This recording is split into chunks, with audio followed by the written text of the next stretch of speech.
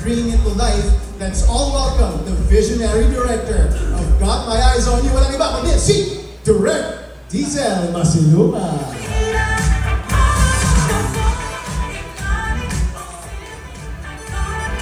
Hello po, good afternoon po. Maraming thank you po sa pagpunta dito po sa Rampa para sa press con po ng Got My Eyes on You. Ako po si Diesel Masiluman, isang filmmaker from Cine Panalo, Batch 1. So ang story po ng Got My Eyes on You follows Drew na ginagampanan ko ni Boy Morales, who's vying for a higher position po sa Escape Haven bilang general manager position. Since magre-resign na nga po ang kanyang boss na si Sir Trevor, na si ginagampanan ni Victor C. But then, for some odd reason, magiging katunggalin niya si Sean for the position. So, aabangan nyo kung paano ba at ano bang ginagawa nila para sino bang mas matibay sa kanilang dalawa, si Sean or si Drew. And from there, rivalry arises between the two sa office na eventually turn into friendship dahil sa interest nila with the dogs, and then turn into love. Pero dito sa series na to, it's more than love, more than romance, yung gusto nating explore. Kasi we also want to look into how people's lives, especially mga breadwinners, kung paano ba nag-intertwine yung love and career sa kanilang buhay. And of course, yun nga po, making the series, sobrang thankful po ako sa mga tao behind this, especially of course, kala Direk Chris Kahilig, kay Miss Ivy from Pure Gold, and of course, sa Team Republic, ayan, dyan po sila, palakpakan po natin sila. Ayan po, so sila po talaga, yung trust and guidance po sa aspiring director po na kagaya ko, sobrang grateful and blessed lang po talaga ako to make a BL series na pinapangarap ko lang po nung senior high ako to make something na pakiligin yung mga kagaya kong mga balindin. Ayan. And of course, syempre sa Cine Panalo din, kasi alam naman natin from the get-go na yung Cine Panalo really advocates young filmmakers like me, student filmmakers like me noon. And kaya naman Direk Chris and Miss Ivy, thank you so much for your generosity and belief in us emerging storytellers. By the way po pala, sa Got My Eyes on You po, kasama ko din po dito yung mga student filmmakers din po from Batch 1. Yung DOP ko po is from si Lloyd Versiano. Ayan po.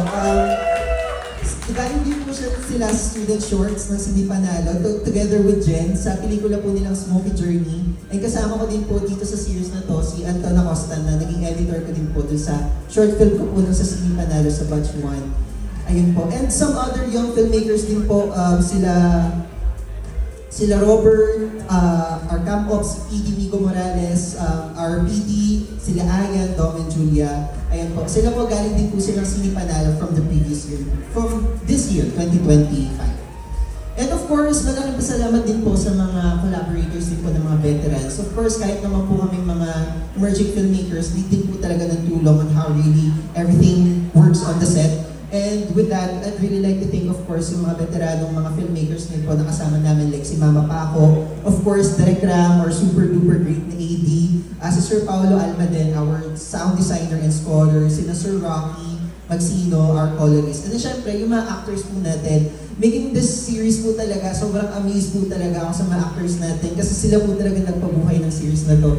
Sila Mikoy, si Tevan, si Hannah, si Sir Vic, si Tonya, at syempre wala dito si Adi Cotoco, and of course si Darwin Yu.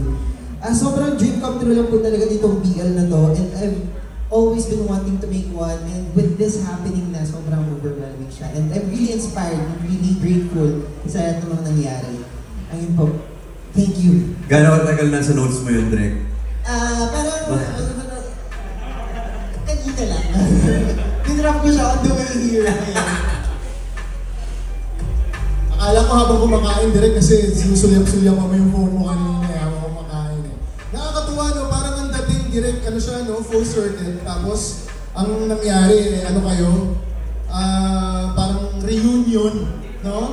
Reunion ng mga Cine Panalo Batch 1. Ayan. Palakpakan naman natin si Direk Diesel. Full circle.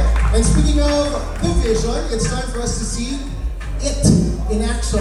So makikita natin from the media yung trailer, at least nasa same page na tayong lahat at same ang momentum natin. Start tayo kay Hannah. introduce yourself and talk about a little something about the character, your character. Hello po, magandang hapon. Ako po si Hannah and I play the role of Moira. Sino nga ba si Moira? Si Moira, siya yung sobrang daming pinagdaanan sa buhay. And also, siya yung very supportive na friend. And everyone naman sa atin nangangarap magkaroon ng supportive na friend. In any way, kapag malungkot ka, kapag masaya ka, nandyan siya. So yun po si Moira. Abangan kung ano yung magiging bahagi sa buhay ni Sean and Drew. Kung paano siya magiging bahagi sa buhay. Ano? Kung paano magiging bahagi sa buhay si Moira ni Sean and Drew. Ayun. Maraming salamat po.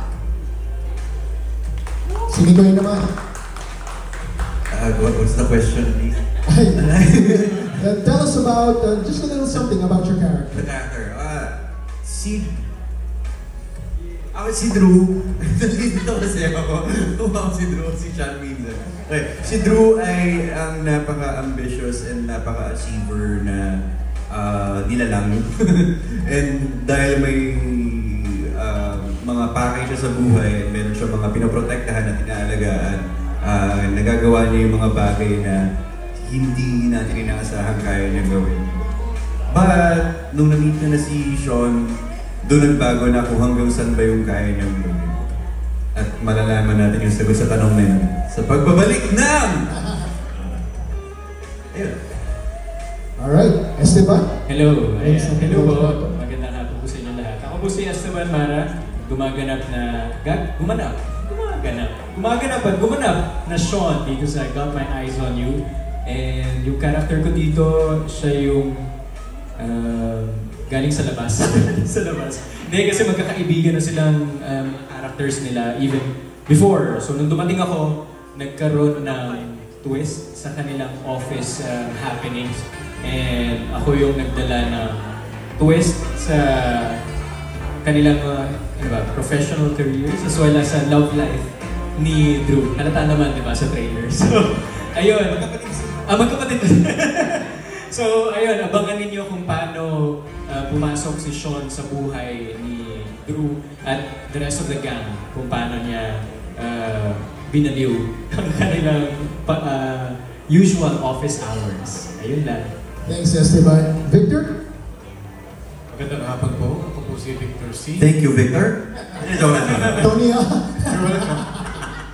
Ako po ay gumanap bilang Sir Trevor, ang boss po nila. At sundan niyo po ang aking pagpili, pagdedesisyon kung si Sean or si Drew ang mapipili kong successor sa aking desisyon. Salamat po. Thanks, Victor. Tony, anything? Hello mga kapamilya. Charay. Hindi. Tony po, hello. Ayan. Ako ang role ko dito is, nag-Tony Talks yata ako dito sa Charay. Hindi. Abangan nyo guys. Vlogger po ako dito. Of course, yung branding ko as Tony herself. Siyempre, buhay na buhay pa rin dyan. Abangan natin kung paano ko guguluhin si Drew, diba? Pili ko medyo sumakit ang ulo niyo sa akin dun sa scene na yun. Yes, abangan nyo yun mga kapamilya. Direk, may masasabi ka ba tungkol sa working with them? I mean, during the shoot, anything you can share with us? Nag-work ba tayo? Parang nagbakasyon lang ata kami.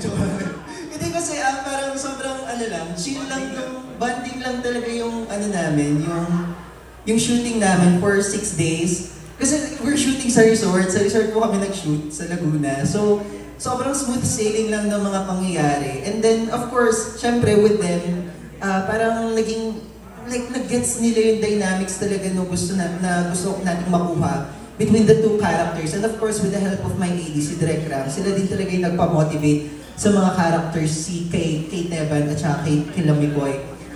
Sobrang chill lang. It's like one of those shoots na parang gusto namin balikan, na parang nami-miss nga namin isa't isa every now and then.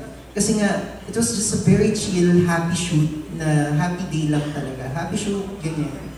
Oo. Alright, thanks, Direk. So parang ang nangyari, nagbakasyon lang kayo.